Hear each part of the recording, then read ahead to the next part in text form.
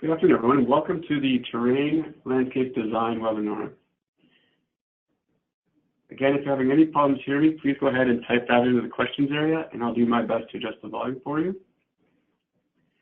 I'm going to get started with the webinar. I'm just going to go over a quick lesson overview of what we're going to cover today. So in Envisioneer, we offer many landscaping and terrain tools to allow you to design or recreate a site of your design. Some of the topics that we're going to cover today are going to be your terrain settings, adding in a terrain, and then adding in some plants. The first thing I want to look at is the terrain settings. So when you're laying out the topography of a site, determining the settings in the drawing environment is the most important start points. So to do this, the first thing we want to do is we want to go up to Settings and Document Settings. And then we're going to select Terrain. In the Terrain dialog box, you can dictate if you want the terrain to cut around the building and also what location it will cut around. If you select this option, the terrain will come up to your model but will not flow through the model. With it deselected, the terrain will run right through your building. So if you're building a design that's on a pier footing situation, then you probably wouldn't want your terrain to cut around anything because you want to show the terrain underneath the building.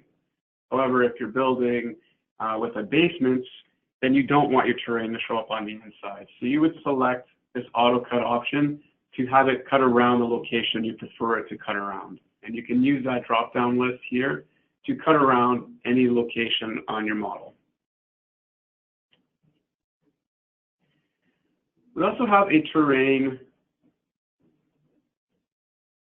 mesh option here. So I'm just going to reset my terrain here. And we're going to go back up to Settings and Document Settings, Terrain, and we have our terrain mesh. So here we have our base level. So the terrain base level as a default is set to 0. When you add terrain to your site, such as hills and slopes, they will be added on top of that 0 terrain level. So if the hill is going to be 3 feet high, it's going to start at 0 and it's going to go up and show a point at 3 foot height. Our building locations are determined by indicating the height above the grade line of 0. So in our building locations, we refer to our terrain as 0 by default. And then we build our floor level up from that level. So if we're starting at 0, then our ground floor level is going to be 1 foot 5.5 inches. Then we're sitting at 1 foot 5.5 inches above that 0 mark. That's what this represents. We can also increase the size of our terrain by using the length and width options. So if we want to create a bigger terrain site, then we can do that by adjusting those values. And that terrain that I'm talking about is this green line that we see here. So anytime you open up a drawing, you're going to see this green terrain line. That is the extent of your terrain. So when you're looking in your 3D view, you're going to see green grass at 160 feet by 160 feet. If you want to increase the size of this, you can, and that's where you would go into your terrain option and you would adjust the length and the width options in here. We also have a mesh spacing. Now the mesh spacing creates the site surface. The tighter the spacing, the greater the accuracy. However, the tighter the spacing, the more geometry you're going to add to your model as well, which may slow down your work. So typically your eye won't be able to tell the difference if the terrain is set to anything below the 4-foot interval. So that's why we have that set as a default. We also have a show boundary option. So if you actually insert your site boundaries, having this show boundary will actually show. Next, we're going to look at the material section. So the material option allows you to select a JPEG or a bitmap image of a terrain surface. You can use any of the options in our catalog, or you can import a custom JPEG or bitmap image that you have taken with a digital camera or found on the internet. The image will repeat across the entire terrain when viewing in 3D or in a 2D designer's view. The line that represents the extent of the terrain and the contour lines while in 2D can also be a certain color, line type and line weight, and that's how we can control that line color, line weight here. And that was that green square that I was showing you that can be controlled with this option here. When you enable the Show Contours option, you'll be able to see the contour lines in a 2D view created when inserting your hills, valleys, berms, trenches, or using any of our other terrain features. You can determine the intervals to which you want to view the terrain as well. So that's what that interval option is here. And it's set at 6 inches by default. If you only want to show your terrain intervals at, say, 1 foot or 2 foot intervals, then you would make that change there. We're just going to click on the Drawing Aids option here in the left-hand column. And then just a quick tip here. So before starting the terrain layout, you can insert a grid in the drawing area.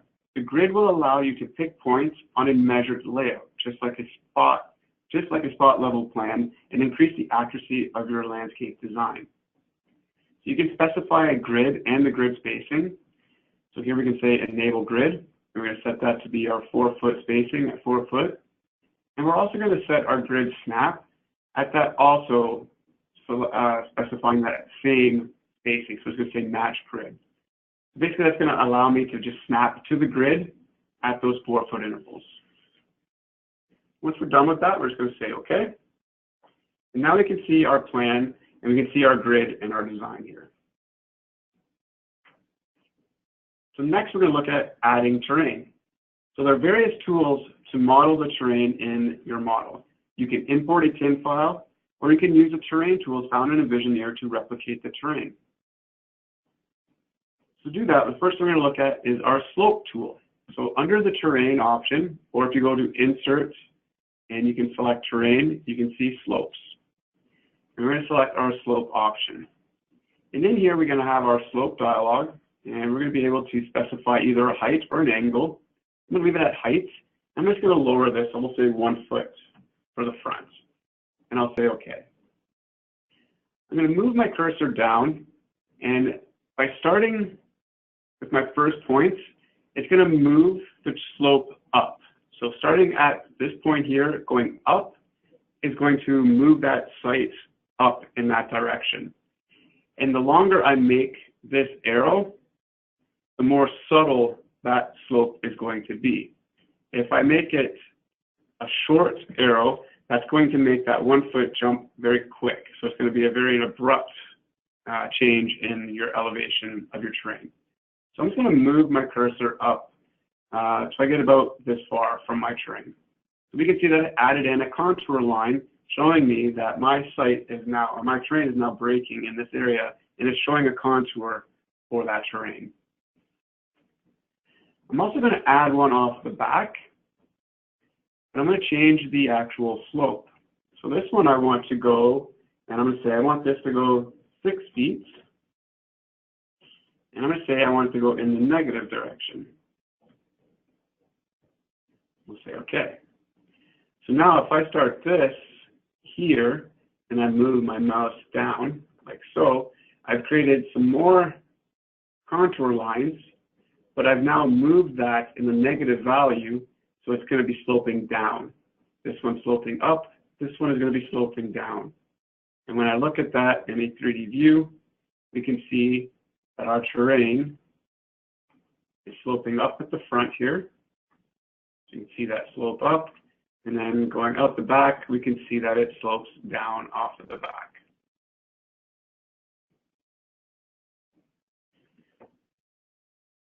To insert a hill on your property, you can choose the Hills and Valleys tool. So under the Terrain tab, we can add in these same features. And I'm just going to select the Hills and Valleys button. This will bring up the Hills and Valleys dialog box. And in here, we can specify the height of our hill. So I'm going to say I want this to be 3 feet. And then we can control our zenith. So by moving this value up or down, we're going to be able to control how abrupt this hill is. So again, if it's going to be a very steep, quick rising hill, then I want to move my slider to the left. If I just want this to be a subtle sloped hill, then I would just move my slider to the right. And I'll say OK. And I move my mouse into the drawing area, and I left click once. and we can see that it's added in that hill for me. If I was to type in a negative value, it would add in a valley. So if it went into the -3 foot, it would drop in a valley -3 feet. So berms and trenches. To insert a berm or a trench into your property, you can click on the Berm and Trenches tool, and this dialog will appear, and it is much the same as the dialog for the hills and valleys. So if I click on the Berms and Trenches, we're going to see it looks very similar to the hills and valleys. And I'm going to say, we'll do a negative value for this one, so we'll go -3 feet. And again, I want this just to be a subtle slope, and I'll say okay. But the difference with this one is I draw in a line. And when I draw in a line, it's creating a indentation in my terrain, like a trench in this area here. If it was a positive value, it would be a berm.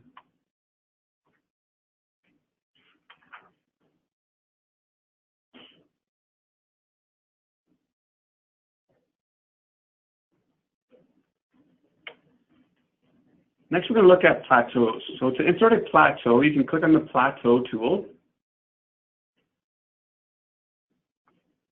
Again, this dialog matches that of the hills and valleys and the berm and trenches.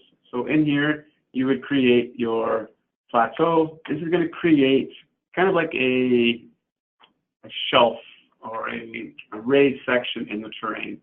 So if I make this, let's say 6 feet, and say okay, and I draw in my plateau over here. So it's going to create kind of like a raised area, like so. Again, it's just going to create a plateau, flat surface area that's going to slope down from that specific point.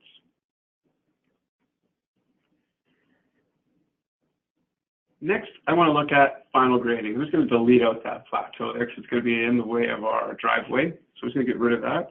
And then we're going to talk about final grading. So when the terrain is complete for a site, you can return to your terrain settings dialog box and adjust the level of the terrain. We're first going to look at the 3D model to see how the added terrain values affect the level of the house where the terrain was originally set to 0. So again, if we look at this in our 3D view, I'm just going to reset my camera here, like so, and we can see that our terrain is meeting up to our house quite well.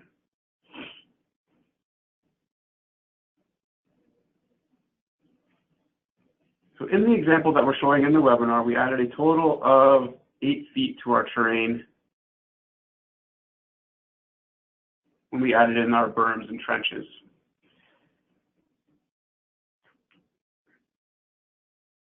So we can go to our settings and program settings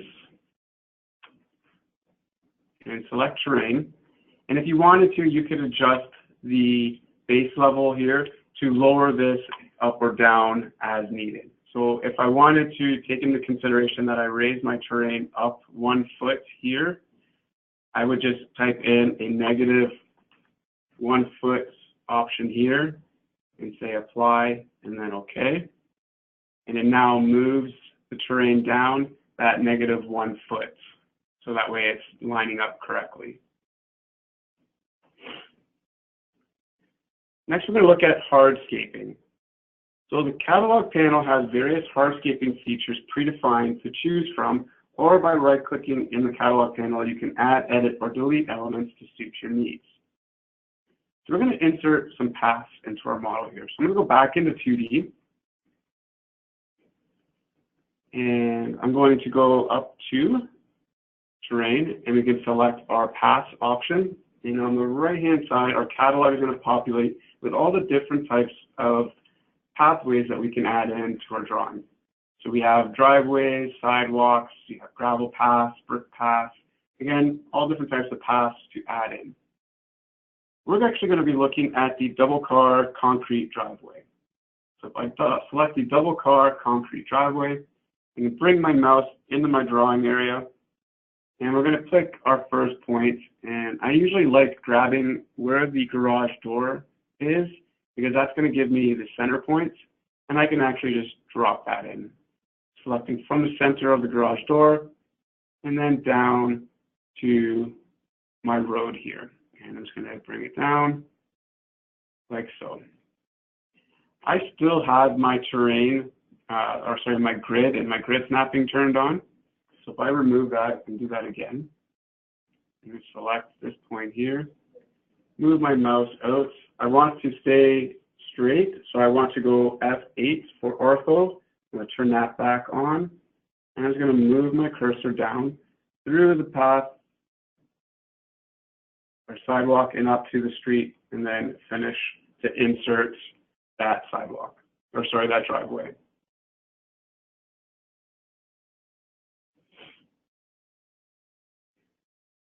So once we have that selected, we're now going to select our sidewalk option. We're going to create a concrete path from our front door to the sidewalk. So to do that, I'm just going to select my 3-foot concrete path, and I'm going to bring my cursor up to here, move my mouse down, and again, I'm just going to bring that right to the sidewalk here, and say finish. So now I've added a sidewalk, or a pathway from the sidewalk up to my design. Next, we're going to look at fills. So under the landscape tab, you can find fills. Fills are materials that will lie on top of the terrain, such as flower bed materials, water for ponds, or gravel for a walkway. The fill elements do not have a thickness. They sit flat right on top of the terrain. So if we go to landscape, we have our fills option. And again, on the right-hand side, the catalog will populate with the different fills that you can use. So if we wanted to add in a fill for a for a flower bed in here, we can just simply select our points and create an outline of where we want that fill to go. And I'm just picking points here to drop in my fill, like so.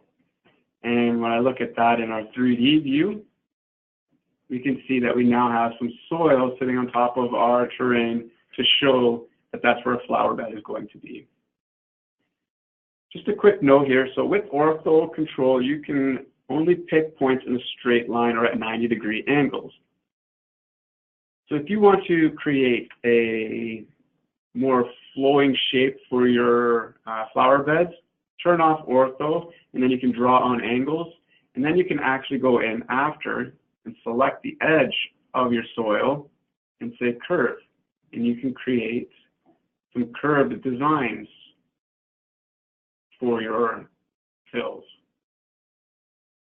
So you get something that looks like this, just a little bit more free-flowing. So again, just more controls for you to adjust how you want your flower beds to look.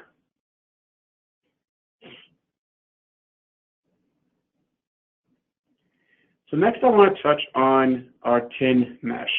So a triangulated irregular network, or tin mesh, is a representation of the surface of the terrain based on a set of points. So if you have a site recorder file on hand, you can import spot levels from that file to instantly create a tin mesh in the drawing area. So I'm going to start a new drawing here. So I'm going to go File and New. And I actually have a file that I want to import. So I'm going to go to Terrain, and I'm going to select the Import Site Data option. And when I do that, I'm going to get a dialog box that's just letting me know that you're going to be converting this to a mesh. So you will not be able to use the standard terrain tools like your slope, valleys, berms and trenches, and your plateaus. That's fine. I want to say OK.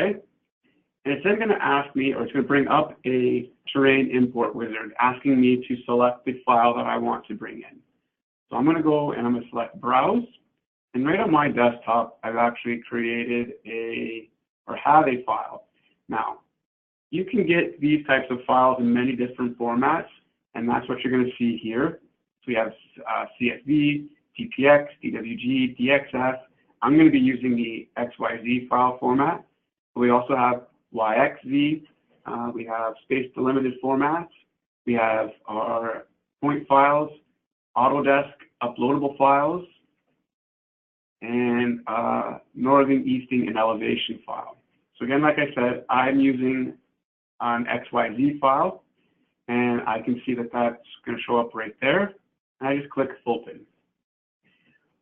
Once you click Open, we're going to be able to see how that's going to be displayed.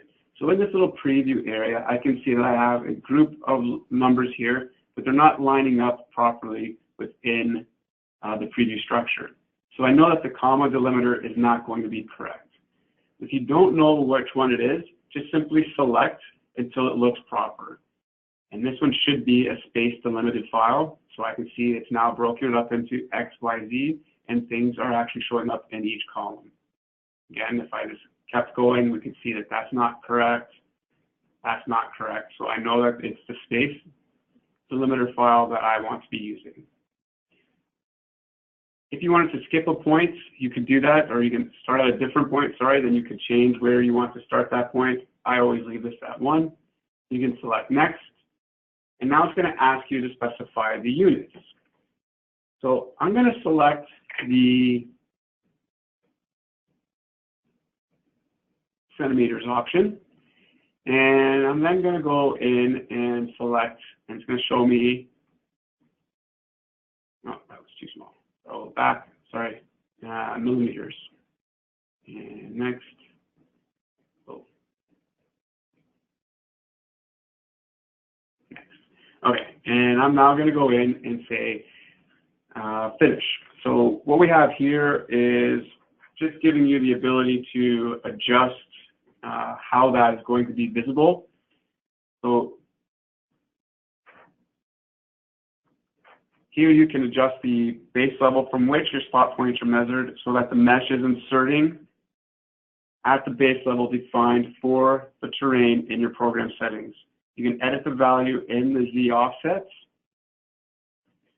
So for example, if the minimum Z value is set to 20 feet and the base level of your program is set to 0, you might want to set your Z offset value to be minus 20 feet so that the bottom of the mesh sits at 0.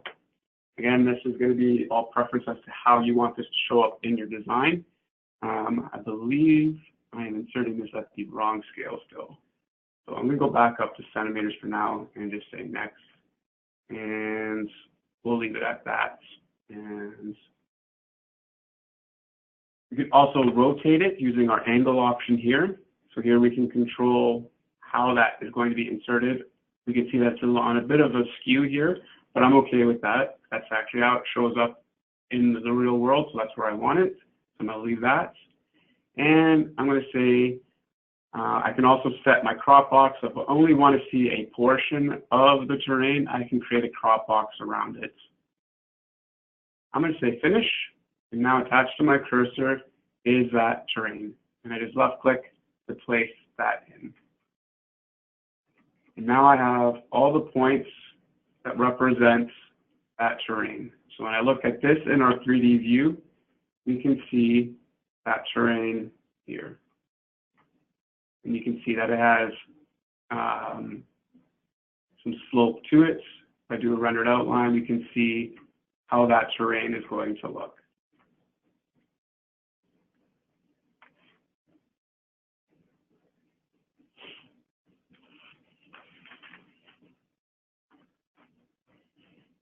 If I mess this up or I don't want to use this anymore and I want to just add in my own points, you can actually go to Insert Terrain and select the Reset Terrain option.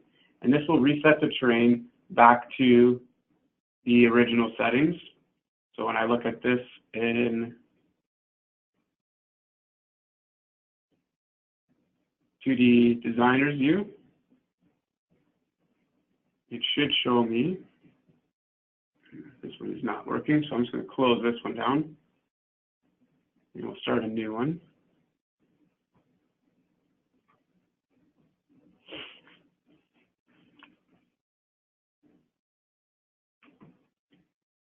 So I'll just touch on that again. So I was going to add in some spot points. So if I wanted to add in a spot point, I would select under the Terrain tab, the Spot Point tool. Again, you're going to get a message saying the current tin will be converted to a triangulated irregular network. So again, you're not going to be able to use your slope tools, your plateaus, berms and trenches. Again, that's okay. We're just going to say okay to that. And now attached to your cursor is going to be a spot point.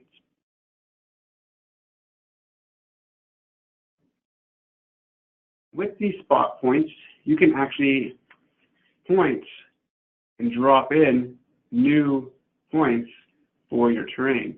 So if I add in some points here, and I'm just kind of clicking randomly here, when I zoom in, I'm going to see that I have some red grips here, and these are my actual spot points. And if I double click on those spot points, I can actually raise these however I see fit.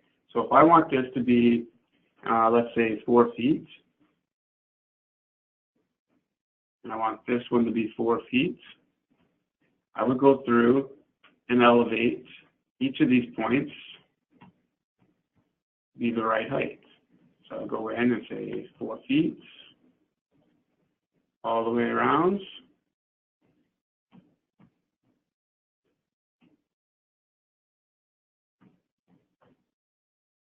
And then I want these points to be 6 feet high.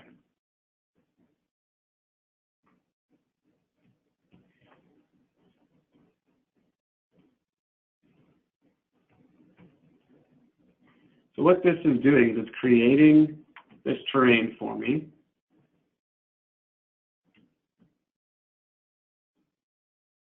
Like so. So now I can see my terrain lines starting at 0 because my corners are going to be 0. Going up, so 2 feet. There's my 4 foot and my 6 foot.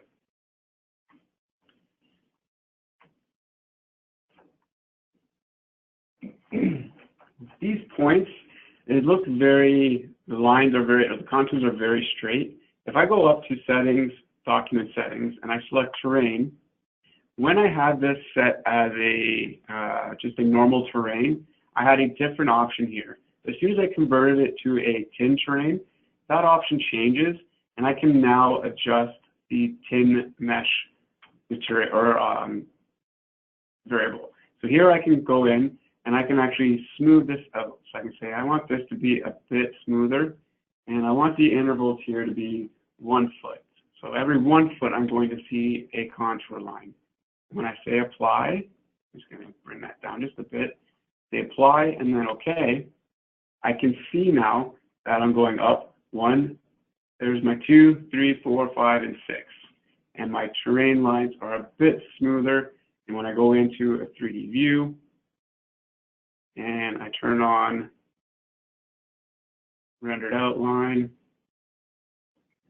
we can see our terrain a bit better. And we can see that it actually slopes. So again, just another way to adjust your terrain by using your spot points. And again, what I was referring to before about resetting your terrain, if you want to reset it, you don't want to use these spot points anymore, you can go to Insert, Terrain, and select the Reset Terrain option, and it should remove everything and bring your terrain back.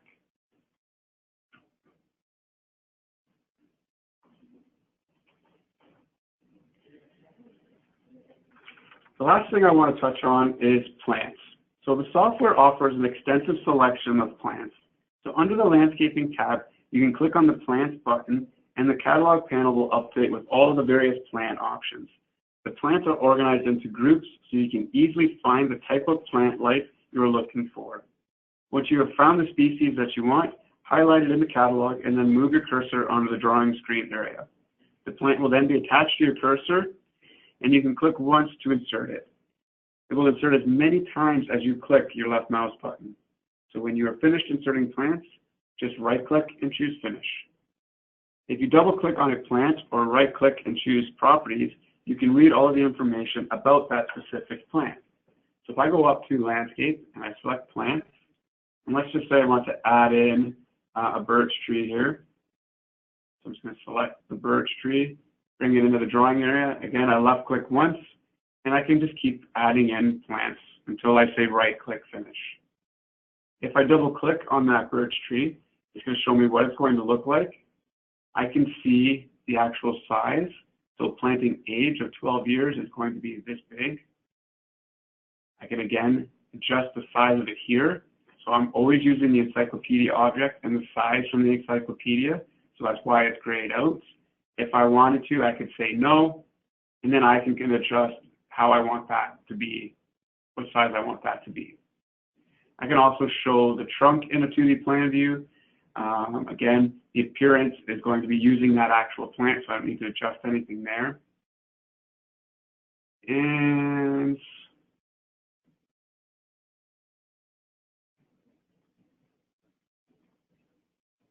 here we can control under the behavior tab the distance above the terrain.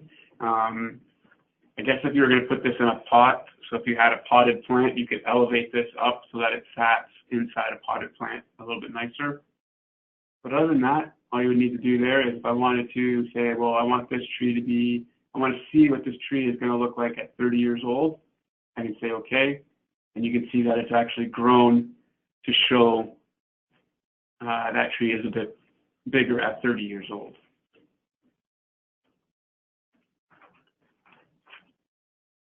So just a review of what we've gone over today. So the terrain features, landscape options, and plants found in the software can really customize a site plan to emulate the actual site the model will be placed on. This can have a huge impact on the look of any 3D imagery that you create with the software and the realism of the model. Some key points to remember: that you want to create the model first and then add and adjust your terrain settings. There are two methods for creating topography of a site. You can use a tin mesh created by importing your site data or by manually inserting your spot points or spot levels.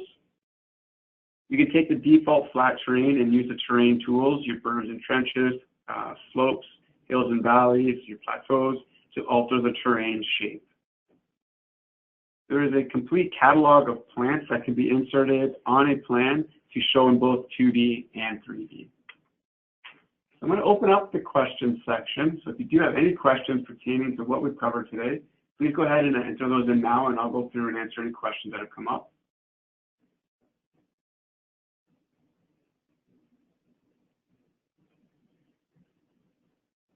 So I had a question come in earlier. Do you know of any good, inexpensive devices that can be used to collect a tin mesh? I'm not familiar with anything out there. The file formats that I had shown in the webinar are the file formats that you would need. So again, most of the time you get these spot points, tin meshes from your site surveyors, so they would be able to provide you with that information. But as long as it's in one of those file formats, it should work just fine. Another question was, is a recording of this webinar going to be available? Yes, I am recording it, and it will be posted at some point in time for you to review at your own leisure as well.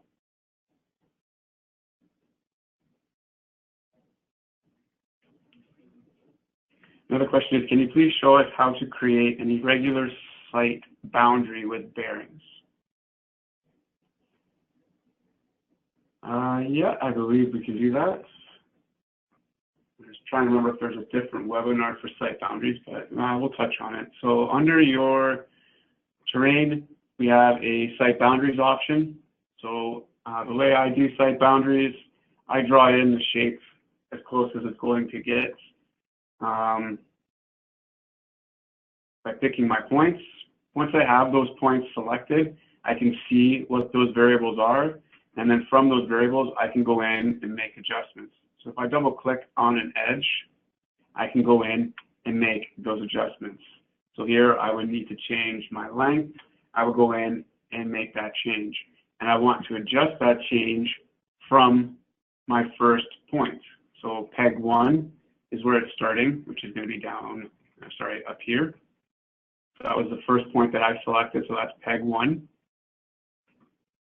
When I click on this and I say, when editing, adjust peg 1 or peg 4. Well, I want to adjust peg 4. I want this to be, let's say, 95 feet, and we'll say OK. So you can see that peg 1 stayed where it was, peg 4 moved. If I move this one, I can say that I don't want peg 1 to move, I want to move peg 2, and this needs to be 40 feet. Now I'd say OK, and making adjustments to the angle as well, and then say OK. So now we can see that it's now left peg 1 where it was, peg 2 has moved, and it's given me my value, and then I double click on this edge, and again I want to move peg 3 because I've already compensated for peg 2, and I'm just going to say, again, I want this to be 90 feet, and say OK, and now peg 3 moves. And theoretically, if those 3 sides are correct, your 4th side should be correct as well. But you can go ahead and make that adjustment as well. But that's how I go about creating my regular shape boundaries.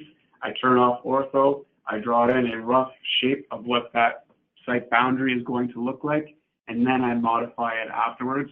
I find it easier than trying to type in all that information as I'm drawing it.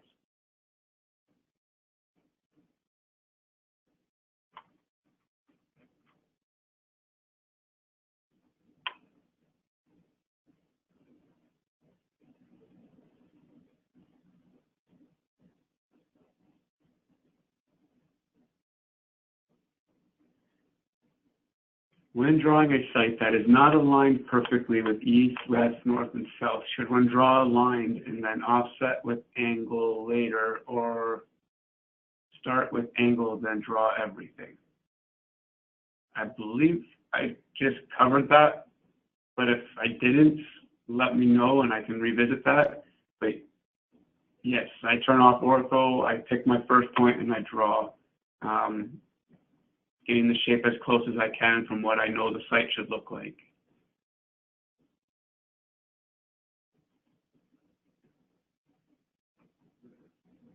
I believe this one is in reference to one of the first questions. You can get a tin mesh from your government county GIS services.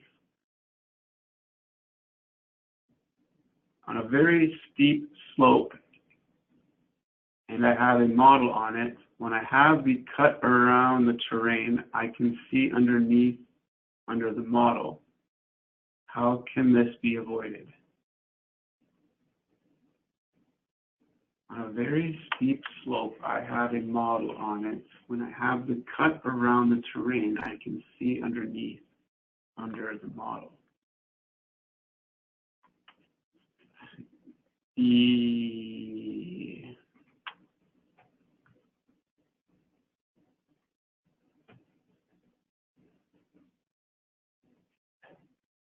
So if I make this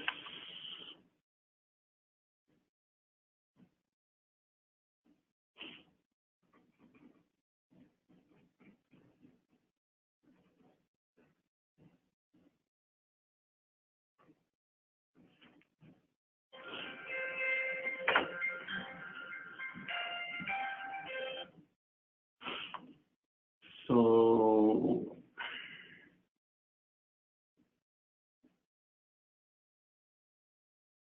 how can I don't believe there is a way. You're going to see underneath this model, you can increase the size of your terrain so that you don't see underneath it, but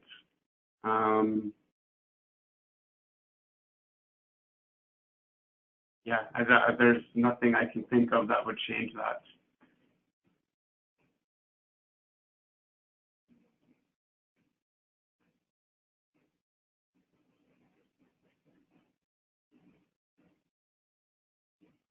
Is there a way to create my own tin terrain mesh using Excel or text doc? I have never done it personally, but I don't see why not, because you can import a CSV file. So you would potentially need an X, Y, and Z value in that CSV file format, and then you would just need to enter in your points for each elevation that you want to add in. I don't see why you couldn't, But again, I have never done that, so I don't know for sure how that would work out exactly.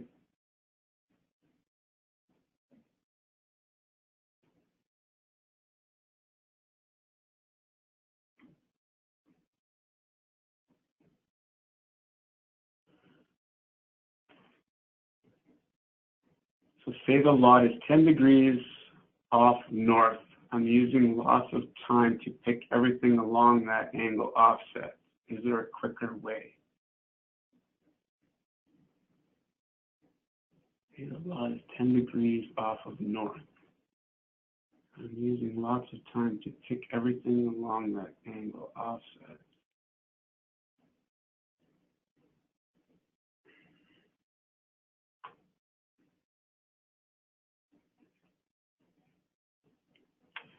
Again, I just draw in, I mean, I've actually imported a PDF of what the site is.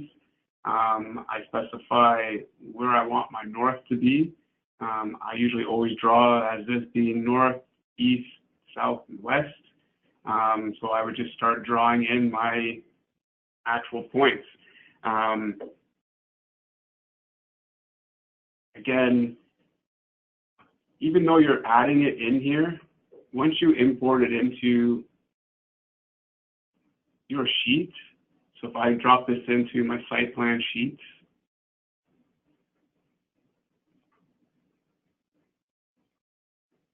and I just want to turn off the terrain under my view filter,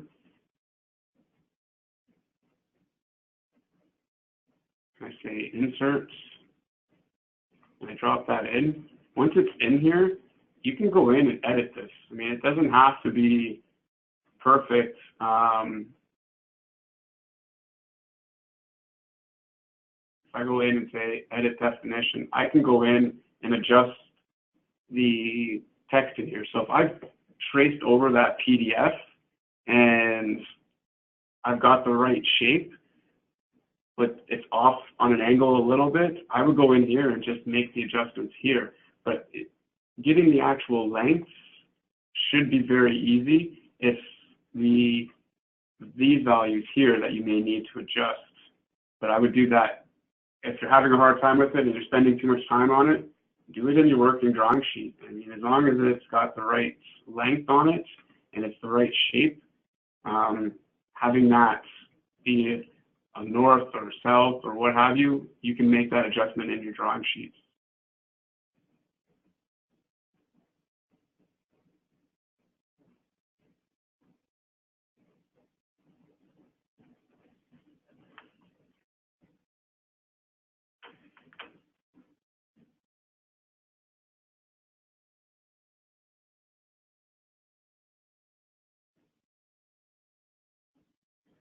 So if the model is halfway down the slope, how do I make the area the model is on a flat surface?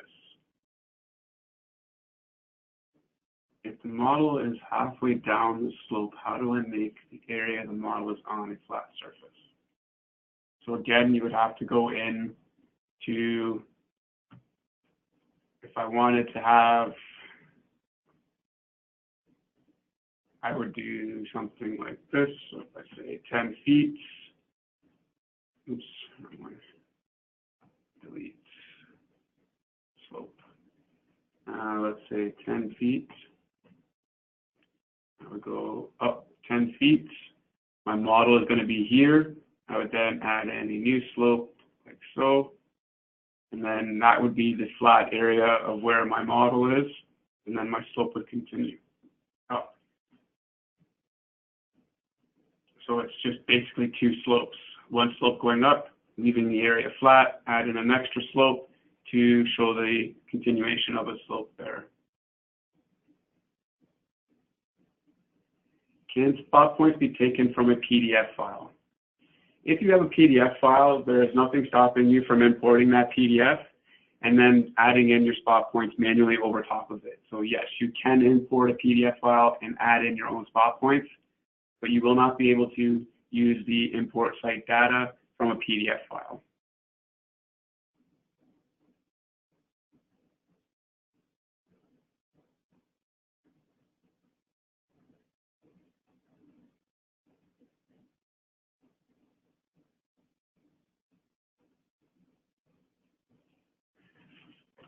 perhaps set up the grid with the offset. I think you're referring to the off of 10 degrees off of north. Again, I would need to see the file you're trying to create, because I just can't picture what you're trying to do that's different than what I'm showing. So if you can just send that into support, I'll have that looked at and see what we can do for you there.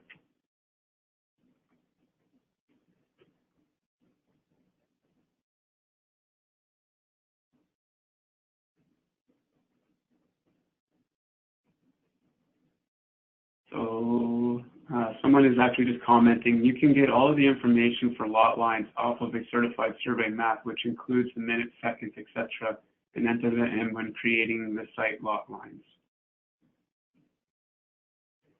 So another question is, for landscaping walls, how do I get the terrain to stop at the top of the wall? This one is a bit different.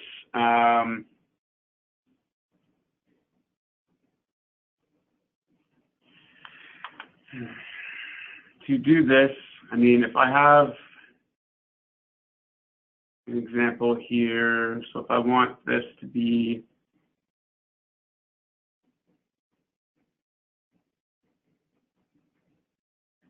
I'm just trying to think of the best way to show this. So if I want a retaining wall,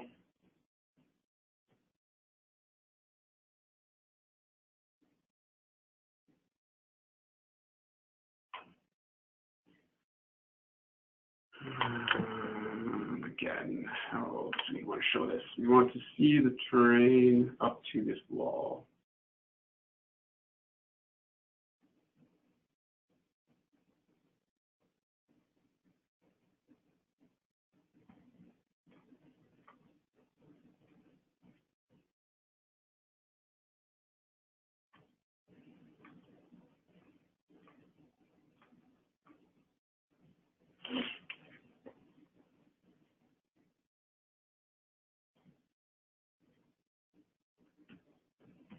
So I know that that spot point, or that is 10 feet high, because that's what I've sloped this terrain up to be. So, I mean, I could elevate this down even more. So we can go down to, let's say, 8 feet.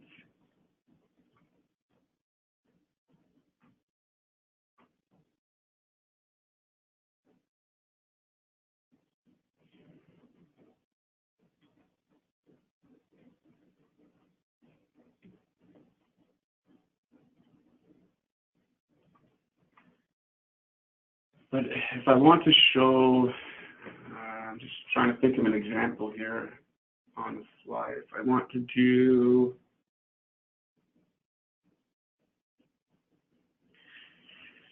you know, most of the time when I'm doing something like this, I use my spot points. So I will add in points where I want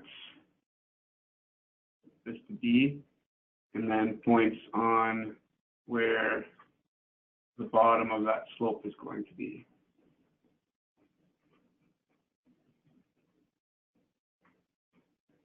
So here I would leave that at 0.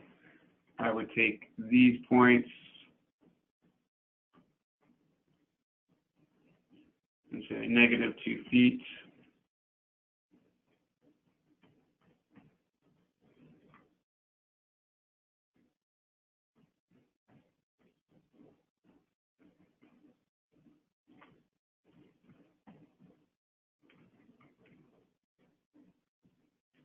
So you're going to see something kind of like this.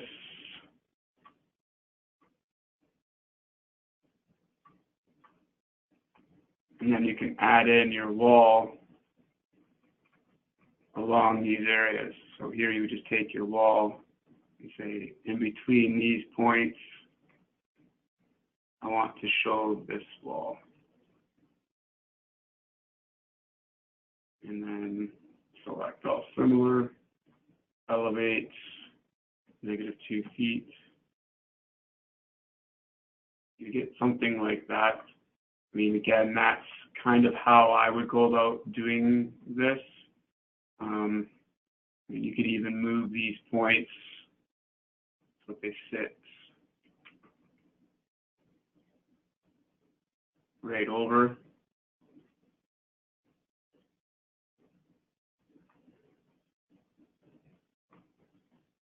So again, you're going to see the wall, and then you're going to see the terrain going up to it. So again, I find sometimes it's easier with spot points depending on what you're trying to create. With spot points, putting in your max value of where you want that terrain to end at the wall, and then the low point of where the wall ends below, so that way you can see how that terrain is going to meet up with the wall itself.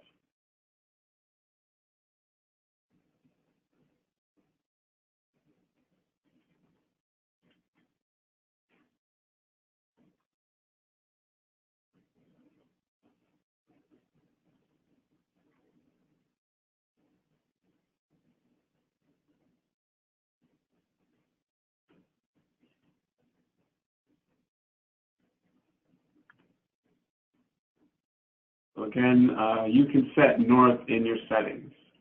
So yes, you can set north in your settings. So if you wanted to show north other than straight up and down, you can go to your settings and you can go to global, and you can adjust your north direction here and how it's going to relate in your model itself.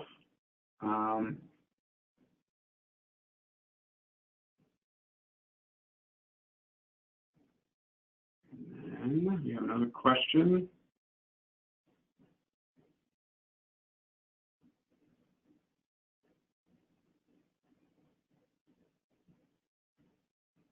Can you adjust the arc curves the same way you just adjusted bearings?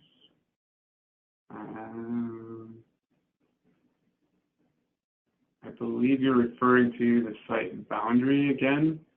So with the site boundary, you can go into the properties itself, and then where we have the actual length and the setbacks, you can create an arc radius and how you want that arc to be displayed.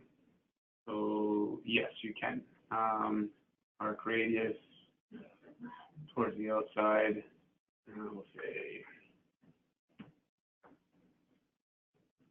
So you can create arches in your site boundaries as well, like that.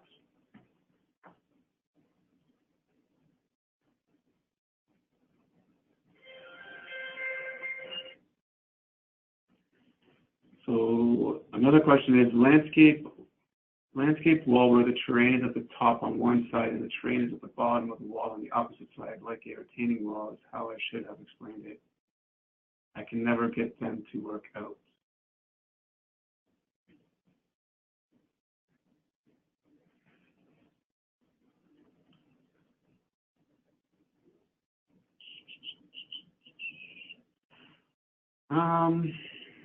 There's this way again, using your spot points. If that's not what you want to do, then you can try doing something a little bit different. So if you're, I'll show you this here. So if you're trying to create, let's add in a retaining wall again. We'll use concrete here, and we'll just do a retaining wall like that. You can go in and then under the building tab, remove that too. Did we get rid of it?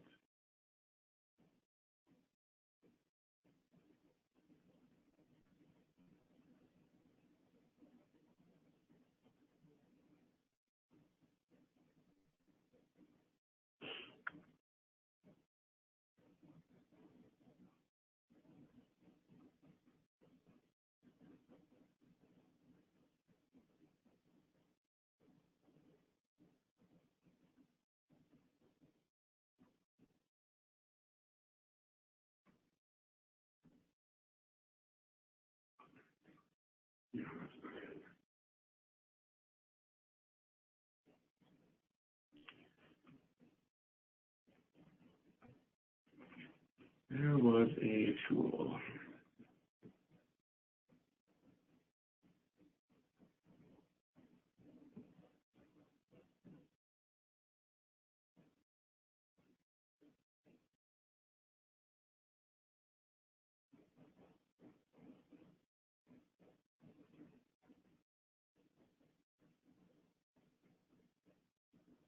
Maybe it was for room division.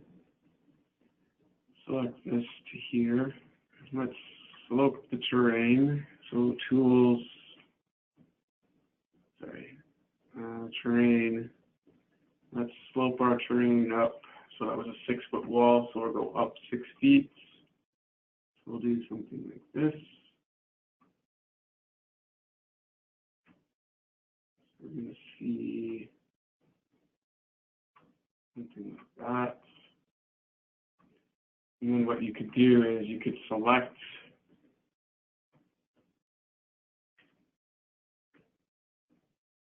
what you don't even need this.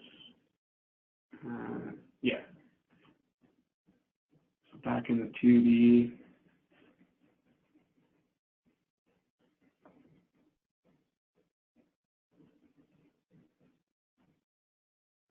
I delete that. It's going to bring the terrain all the way through. But I could go in and add in a surface.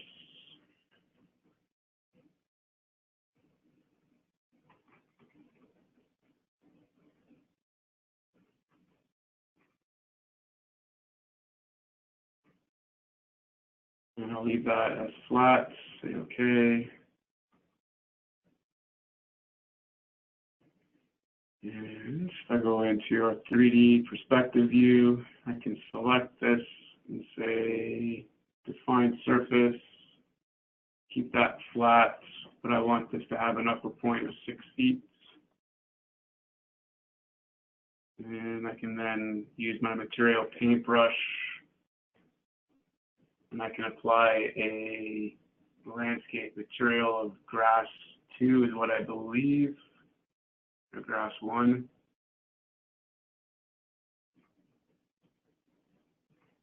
To the top of this. So appearance.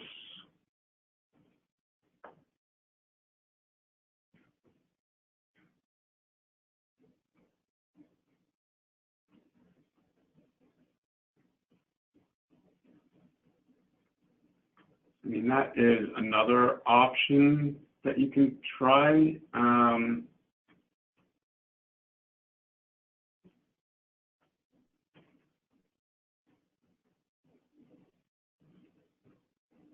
again, I'm just going to bring this down to 5 feet just so that it fits.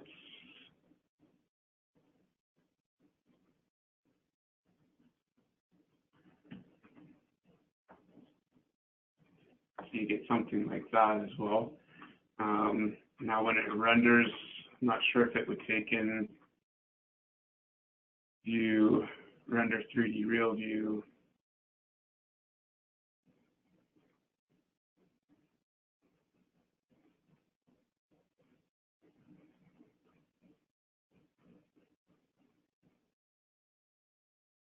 You're going to get something like this.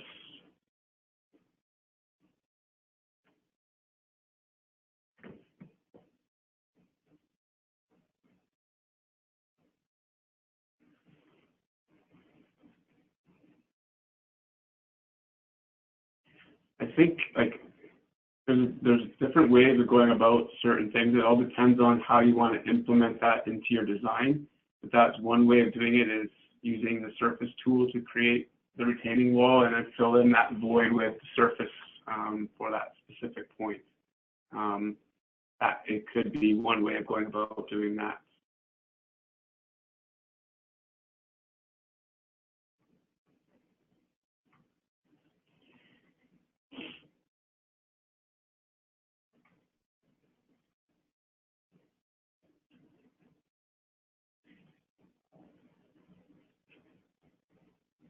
That seems to be all the questions. I'll leave that open for just another minute. So if you do have any questions, please feel free to go ahead and enter those in.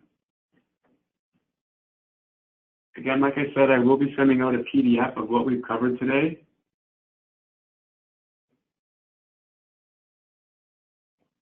So that way you have at least something to go back to refer to of everything that we've covered.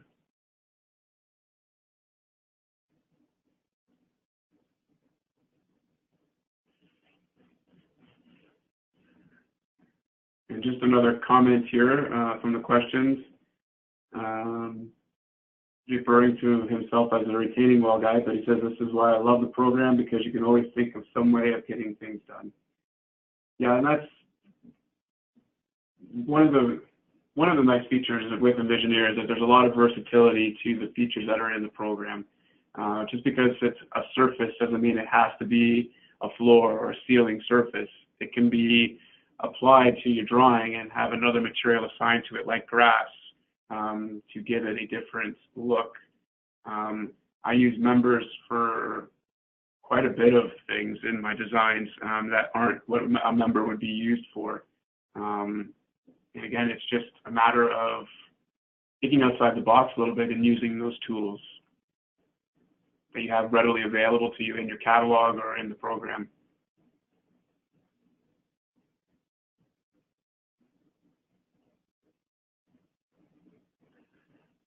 So another question is, what would be something that the terrain can't do?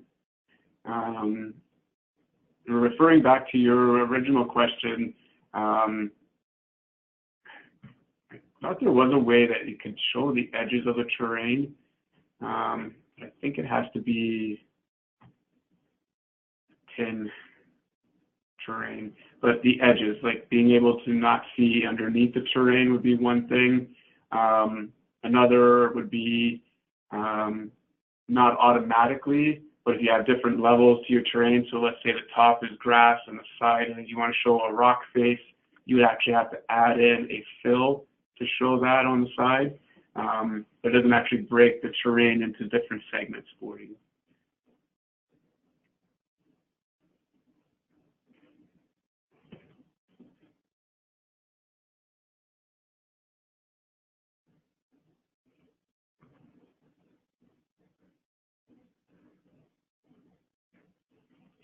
Yeah, the way to get around seeing underneath your terrain is, like I mentioned, to make it bigger so that you don't see underneath it. That is probably the only way around that in your particular case. So where your camera angle is, just adjust the width or the length of your terrain, so that way you're seeing the terrain, not seeing underneath it. And again, that's going to be under your settings, document settings, terrain, and then in here adjust these values to make the terrain wider or lengthen it so that the camera is looking at terrain and not underneath your model.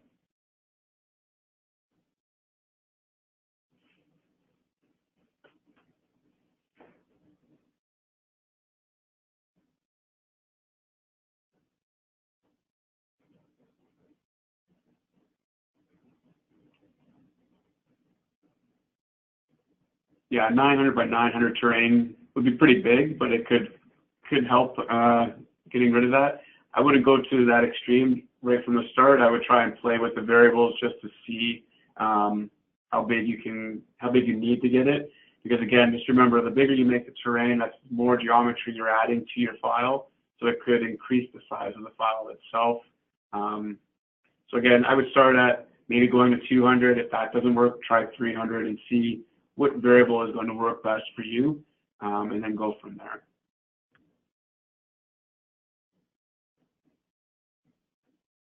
Well, I want to thank everybody for joining me today and going through the terrain webinar. It looks like that is all the questions that have come in. Again, I will be sending out a PDF that covers everything that we've touched on today, and I will convert this video and have it posted so that way we have something to refer back to in a video form as well. But thank you again, everybody, for joining me today, and I look forward to speaking with you all again very soon. Thank you very much, and have a great day.